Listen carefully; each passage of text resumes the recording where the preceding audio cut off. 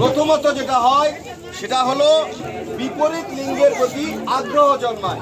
একটা ছেলে মেয়ের প্রতি আগ্রহ জন্মায়, একটা মেয়ে ছেলের প্রতি আগ্রহ জন্মায়। আর এইটা হলো একটা আবেগ। আর এই সময়টাতে খুব সাবধানে চলতে হবে। এইটা যখন হবে, আকর্ষণ হলে যে সম্পর্ক করতে হবে তা কিন্তু না।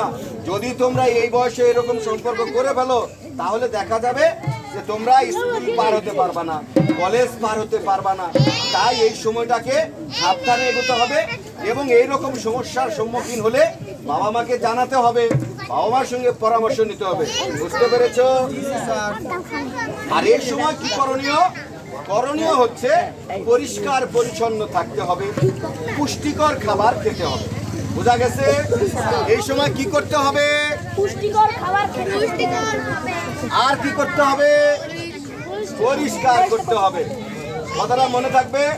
স্যার আর কিছু বলবো? স্যার, এই সময়ে তোমরা সঠিক বন্ধু নির্বাচন করবা, খারাপ বন্ধুদের সঙ্গে চলাফেরা করা যাবে না। আর যে ক্লাসটা নিল খুব গুরুত্বপূর্ণ ক্লাস, হ্যাঁ, এগুলা মনে রাখে চলাফেরা করবা, ঠিক আছে?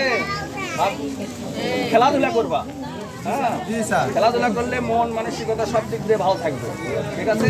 কোনো সমস্যার সম্মুখীন হলে বাবা মায়ের সঙ্গে কথা বলবে, ঠিক আছে? আজকে এখানে ছুটি, আগামীতে আবার বিস্তারিত আলাপ করা হোক। ওয়ালাইকুম আসসালাম। বই বন্ধ করতে এত খেলবে আসিস।